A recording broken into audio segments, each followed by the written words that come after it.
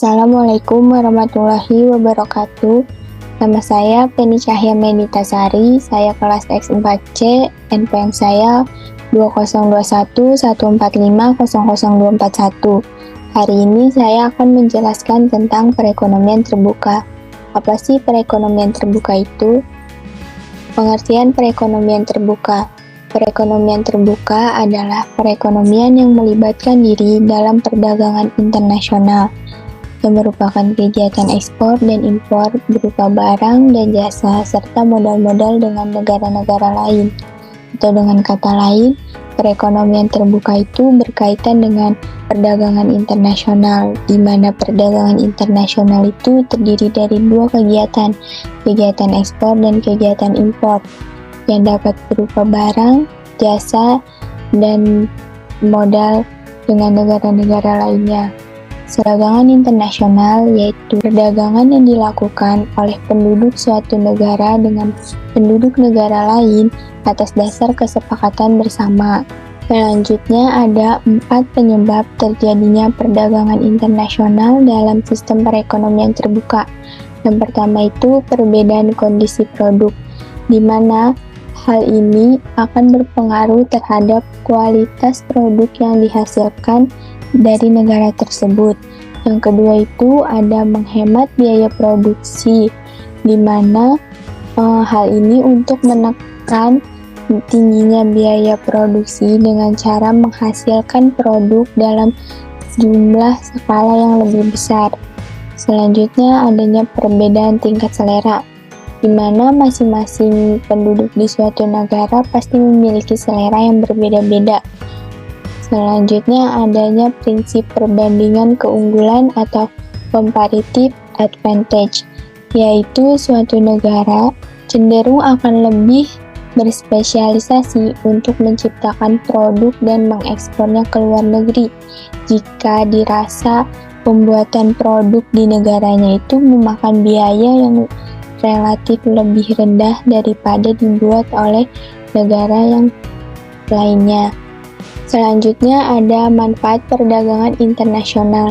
Menurut Sadono Sukirno, yang pertama itu memperoleh barang yang tidak dapat diproduksi di negeri sendiri, karena tidak semua negara dapat memproduksi barang-barang atau jasa maupun produk yang diproduksi di negara-negara lainnya, yang bisa jadi karena adanya keterbatasan iptek maupun keterbatasan sumber dayanya. Yang kedua itu untuk memperoleh keuntungan dari spesialisasi. Yang ketiga memperluas pasar dan menambah keuntungan. Yang keempat transfer teknologi modern, karena di setiap negara itu pasti mempunyai teknologi yang canggih dan unggul, yang dimana itu pasti berbeda-beda. Selanjutnya ada faktor pendorong perdagangan internasional. Yang pertama itu untuk memenuhi kebutuhan barang dan jasa dalam negeri. Yang kedua untuk memperoleh keuntungan dan meningkatkan pendapatan negara. Yang ketiga adanya perbedaan kemampuan penguasaan iptek dalam mengolah sumber daya yang ada. Hal ini akan berpengaruh terhadap kualitas produk yang dihasilkan. Selanjutnya ada membutuhkan pasar baru. Terus adanya perbedaan hasil produksi dan adanya keterbatasan produksi. Ini juga terpengaruh dari adanya iptek tadi. Terus adanya kesamaan selera terhadap suatu barang. Terus adanya keinginan membuka kerjasama, hubungan politik, dan dukungan dari negara lain.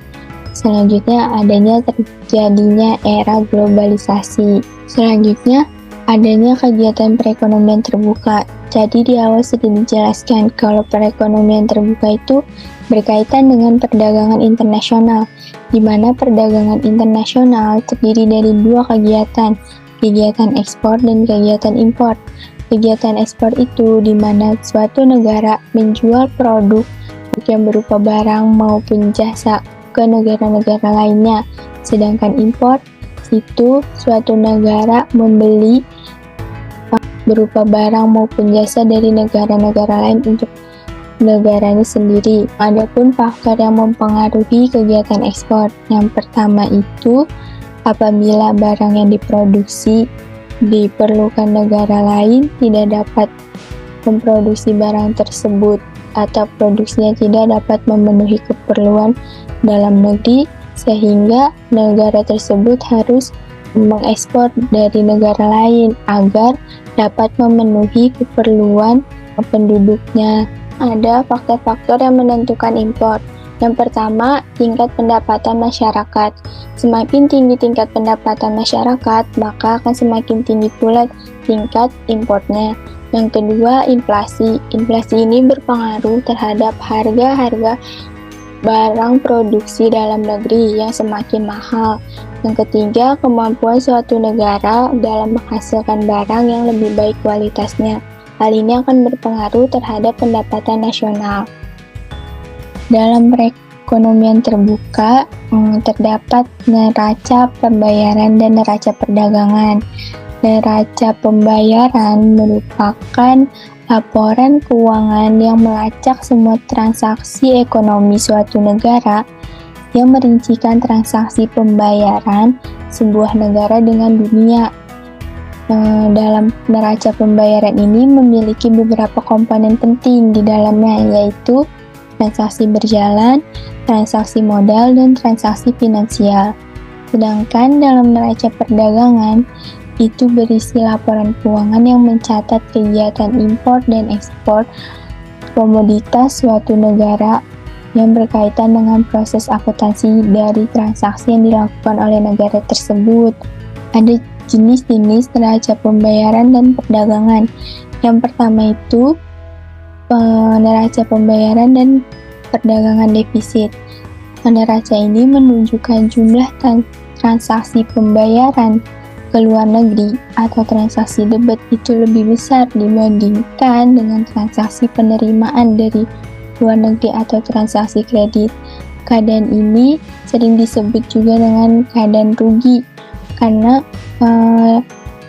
suatu negara harus mengeluarkan biaya yang lebih besar ke luar negeri daripada penerimaan dia dari luar negeri. Terus selanjutnya ada neraca pembayaran dan perdagangan surplus. Neraca pembayaran dan perdagangan ini menunjukkan transaksi debit lebih kecil dibandingkan dengan transaksi kredit, atau sering juga disebut dengan keadaan untung. Oleh karena itu, setiap negara mempertahankan berlomba-lomba untuk mempertahankan agar neraca perdagangan dan pembayarannya itu dalam keadaan surplus atau dalam keadaan untung. Selanjutnya ada neraca pembayaran dan perdagangan seimbang. Neraca ini menunjukkan antara transaksi debit dan transaksi kredit itu sama atau seimbang. Selanjutnya ada faktor-faktor yang mempengaruhi neraca pembayaran dan neraca perdagangan. Yang pertama itu perubahan kurs devisa, perubahan harga, perubahan tingkat pendapatan, biaya produksi, biaya dan ketersediaan bahan baku, bursa pergerakan nilai, multilateral, bilateral, dan unilateral, pajak atau pembahasan perdagangan, hambatan non-tarif, harga pokok produksi, di mana faktor-faktor ini dapat berubah sesuai dengan kebijakan-kebijakan yang diambil oleh pemerintah. Selanjutnya, ada manfaat dari adanya neraca pembayaran dan neraca perdagangan. Yang pertama itu untuk mengetahui suatu negara itu menambah impor atau menambah ekspor. Hal ini dapat dijadikan bahan pertimbangan bagi pemerintah setempat untuk langkah selanjutnya. Terus selanjutnya ada sumbangan dari transaksi ekonomi internasional terhadap penerimaan negara yang bersangkutan. Selanjutnya ada hal-hal yang berhubungan dengan perdagangan luar negeri. Kemudian ada hubungan ekonomi suatu negara dengan negara-negara tertentu. Selanjutnya, sebagai tolak ukur arah kebijakan yang diambil oleh pemerintah.